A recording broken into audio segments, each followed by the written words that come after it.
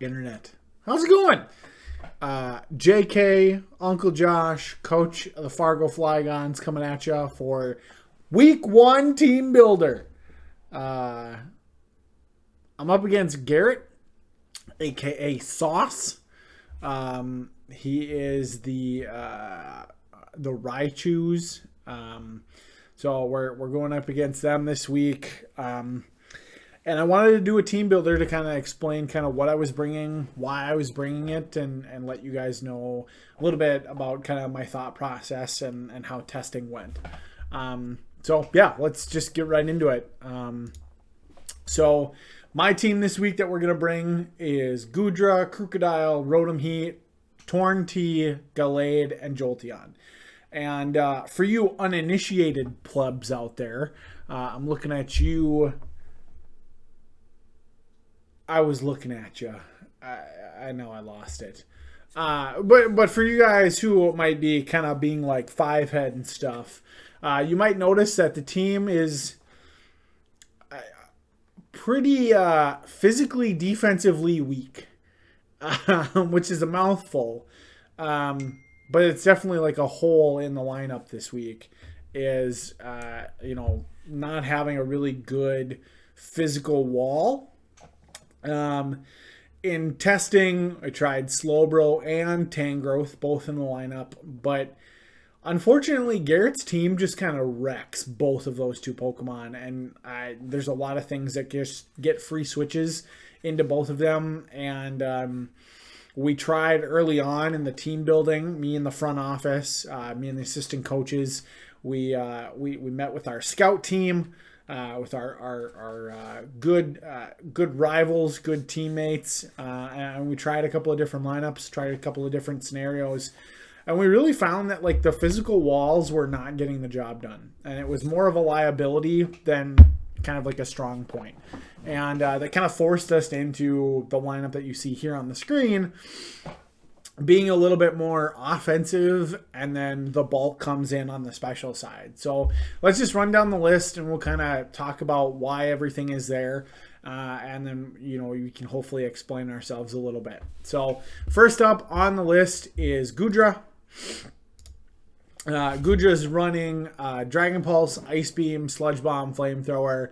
It is Calm Nature with max special defense, max HP, and then 4 points into special attack just to, give it a fighting chance when it switches in against some of those other, against those threats where it can take a hit but also dish one out. And that's why I really love Goodra. With leftovers, I'm super bulky. And with base 110 special attack with some investment, I can hold my own against the things that it'll be switching into. The moveset, really, Dragon Pulse is stab. I need that. Ice Beam hits Garrett's team pretty well. He's got a couple of grass types that don't really appreciate an Ice Beam. Freeze Hacks is always an option. Not that I want to win by hacks, but, it's there. Also, Sludge Bomb is there to help out with, Necrozma, some of the other Pokemon. 30% chance to poison is really great. So, in a pinch, we can try and fire off Sludge Bombs and see if we can't really take advantage of that. Like I said, also his grass types really don't appreciate a Sludge Bomb to the face. And then Flamethrower is there, for another coverage move. Just as kind of like another backup. So a lot of good wide coverage across the board. Goodra, running Sap Sipper to swap in against Zarude, maybe if it goes for a grass type move, or some of the other threats that are going to try and do Power Whip or Grass Knot or something like that.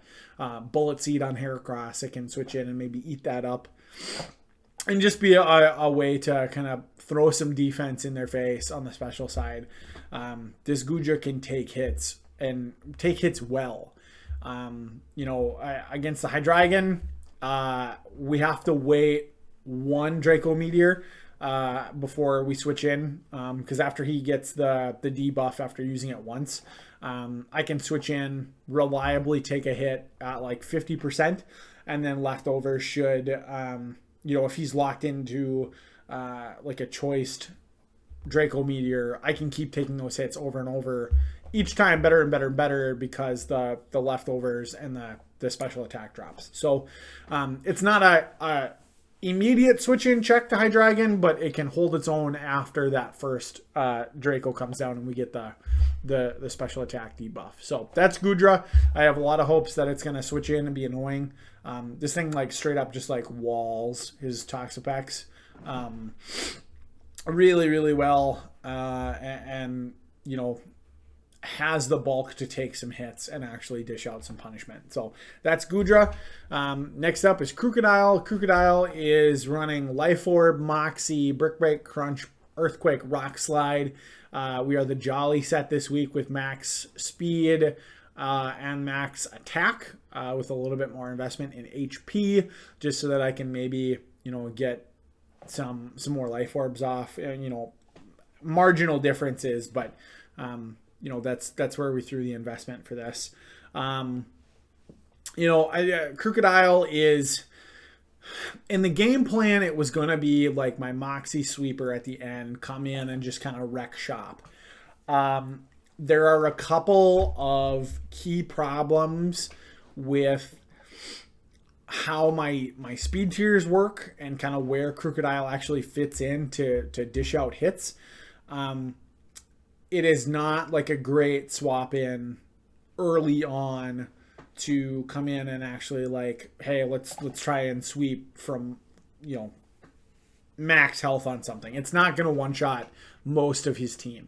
But we can reliably do like 65, 75%.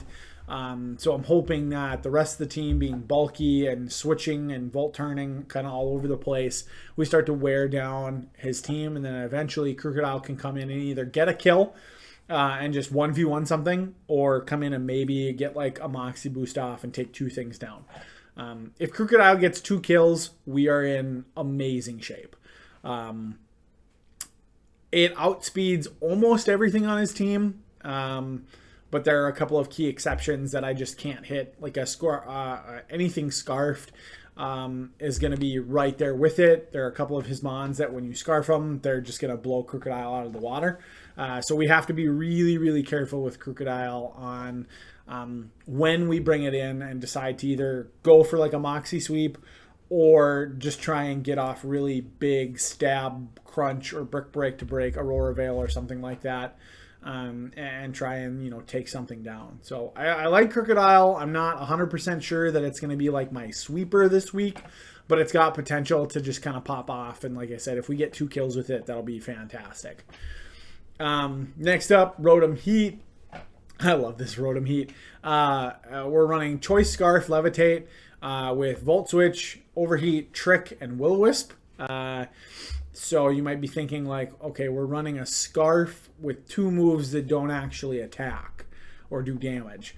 That is by design. That's kind of cool. Choice Scarf Trick can cripple some of his team.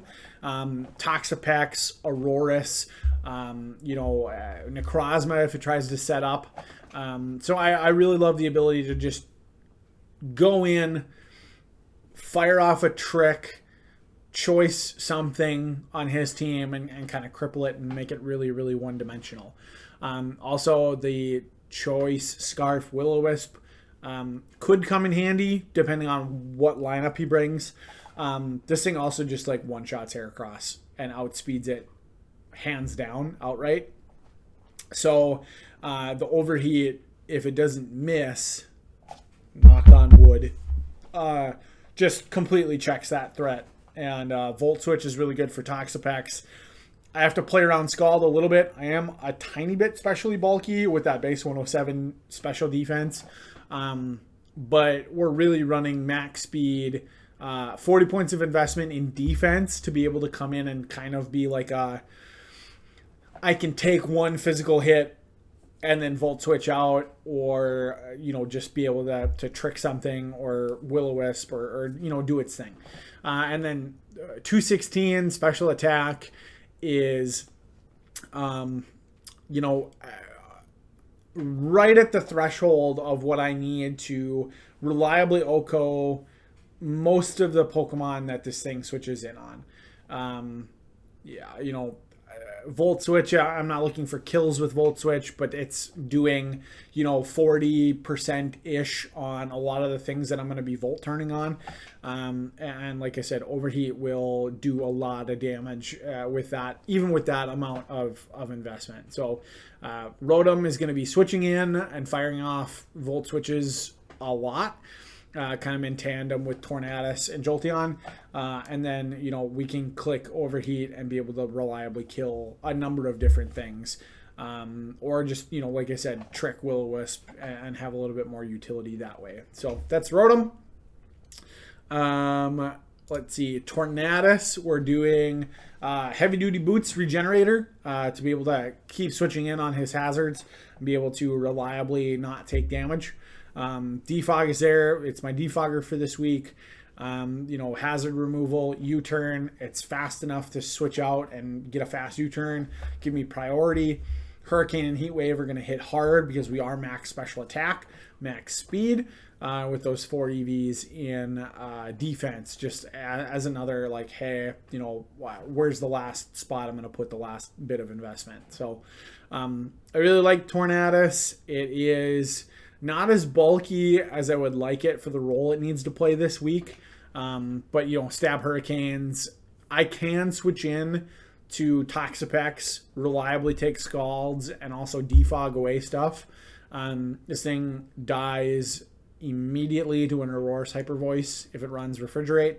I die to a lot of things.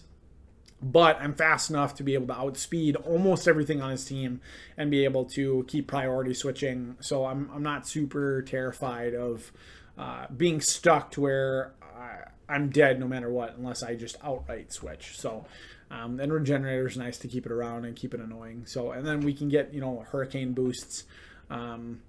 Defog is actually kind of interesting too with Hurricane because Defog lowers your evasiveness and then Hurricane hits more reliably. So if I come in and need to, defog, then my next, if I can stay in, that Hurricane is more reliably going to hit. Maybe we get Confusion Hacks or something like that. So, and the Heat Wave is enough to threaten some other things and just give me a little bit more type coverage. Gelade was not originally in the starting lineup for this week. We were not going to bring Gelade. This is kind of where I had Slowbro and Tangrowth for a little bit in testing. But in those kind of test matches, those defensive cores really kind of underperformed. I know that was the whole reason to draft my team was to get defensive regenerators. But this week, Garrett's team is just too scary to run either of them. Slowbro gets shut down by a lot of his team. It can't 1v1 some of his physical threats. And it also just doesn't have the oomph on the offense side to be able to actually switch into something and go toe-to-toe against a Toxipex or something with better recovery. So we swapped out the defensive core. We brought Gelade in, gave it a choice scarf, and this thing is our offensive hammer. This is actually a physical sweeper for us. Knockoff on a scarf is great. Psycho Cut is stab. Drain Punch is stab. Poison Jab for coverage against a Zarude or something like that if I absolutely needed it. Poison Jab also has a chance to poison, so it's kind of okay. But one base 125 attack and 115 special defense. So actually, Glade is our switch into Hydreigon. It can take a full power Draco Meteor, actually live the hit and then fire back with a Drain Punch. And it also means that I'll take enough health from Hydreigon to where the second Draco Meteor, if he's choiced, actually doesn't kill me even after I regenerate a little bit with Drain Punch. I'll have enough health left if I'm not poisoned by Toxic Spikes. I'll have enough health to fire off a second Drain Punch and kill the Hydreigon outright if I don't already on the first Drain Punch. So Gelade is awesome, and it checks a couple of different things. It hits hard, it hits fast. And it's kind of like a neat little inclusion of like, hey, I'm bulky enough to take a hit, and then I'm gonna punch you in the face and take you out. So I really like Gelade. It is one of our more offensive threats this week for sure. I'm running 3 Scarfs, which is a little scary because you'll see if we go to Jolteon. I'm running 2 Scarfs and 1 Specs. So 3 choice mons this week. So Glade and Rotom Heat outspeed a lot. We'll go in, be able to hit fast and hard. And then Jolteon is just our nuke button. That is really what Jolteon's here for. Thunderbolt, Volt Switch, Shadow Ball with Choice Specs, Volt Absorb, Max Speed, Timid with Max Special Attack, and a couple of points in Special Defense. Just because his team is so especially offensive. This Jolteon is like something that was in the lineup, then out of the lineup, then in the lineup again, then out again, and then ultimately we brought it in because I can't live without it. It is my check to Toxipex. It hits Aurorus hard. It hits Necrozma hard. I have Choice Specs, Volt Switch on a Pokemon with 394 speed, which outspeeds everything on his team unless it's the Regieleki or something Scarfed. So this Jolteon is incredible. And we're going to be relying on it to come in and, Choice Spec Thunderbolt things quite a bit. But I also have 3 Volt Turn Mons, so we can switch Rotom Heat into Jolteon, into Tornadus, into, something else. So we have a lot of priority switching because they're all 3 super, super fast and can get the job done. So that's the team. I also have Thunder Wave on Jolteon for a quick T-Wave if I need it. There have been some practice matches where, like, if I had paralyzed something earlier in the game, it would have made a huge difference in the end game with, how some of the speed tiers line up. So just having another Thunder Wave on the team is pretty good. So yeah, that's the team. Would love to know what you think. Garrett's team, for reference, if we just go here, is what I'm expecting him to bring is Necrozma, Zarude, Heracross, Aurorus, Toxipex, Hydreigon. Necrozma being his rock setter, his most reliable rock setter, and then something that he'll put other utility on probably. Zarude, really don't know anything about this Pokemon, but I know it can hit hard and it's got dark grass typing, so it's kind of it was really good against Slowbro. It was really good against a couple of different Pokemon on my team, but I think we've checked it really, really well. He also picked up both of these Pokemon in his free agent picks. He used 2 out of the 3 for the whole season in week 1. So I have to think like he is definitely going to bring these. I haven't made any switches yet. So with him planning, I think he's going to, he picked these up for a reason. And I think that reason is to bring him in week 1 against me. Heracross is scary. It is the physical threat with a Scarf Moxie that could just wreck house on my team. So we really have to play around it and be ready for it. But we've done that with a couple of our Scarf Mons. Like I said, Rotom Heat just one-shots this thing. So I have to be careful, but we have kind of checked it. Aurorus is interesting. He's got Aurora Veil, which is busted. He's got Stealth Rocks, which is great.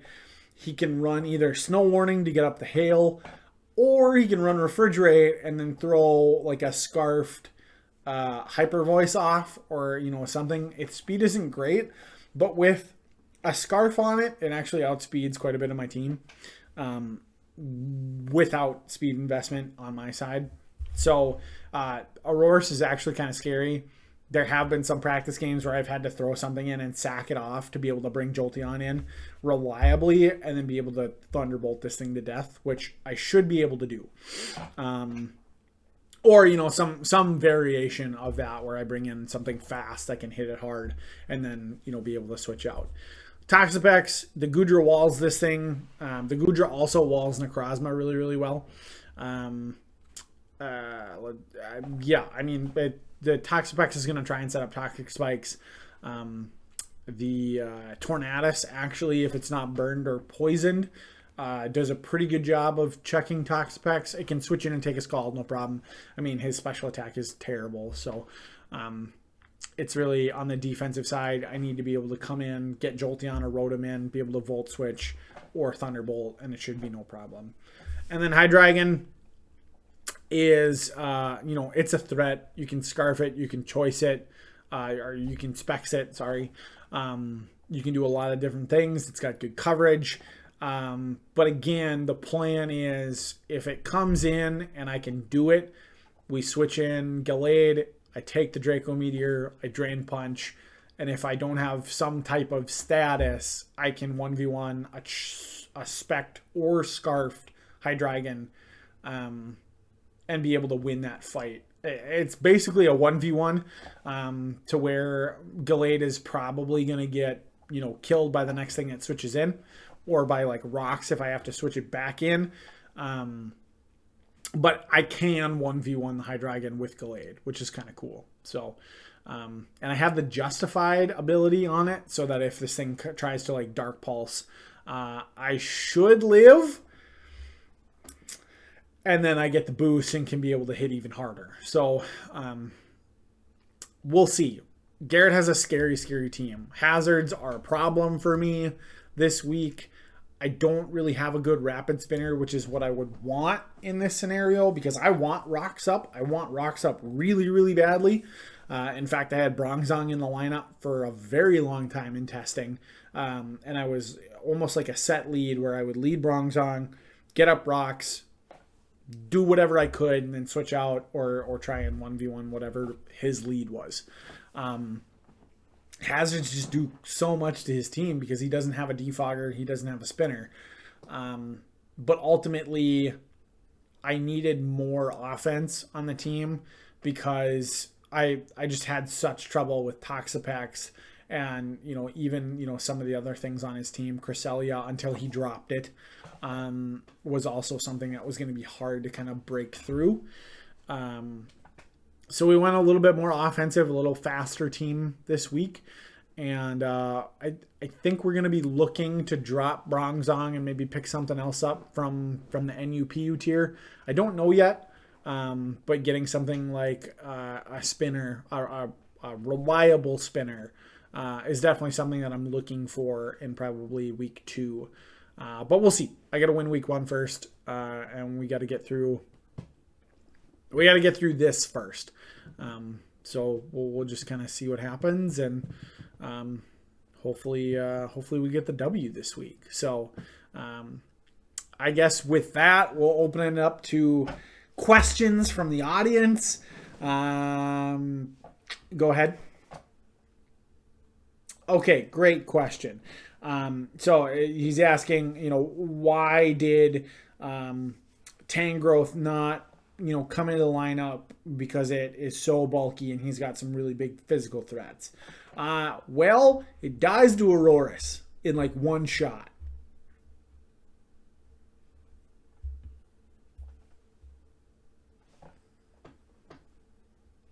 Also dies to Hydreigon in like one shot. Also does not appreciate Heracross because Megahorn does a lot of damage. Are you in kindergarten? Why did you ask that question? Thought it was obvious. Forget you. Over here. Who do you think is going to have the biggest impact this week? That's a great question.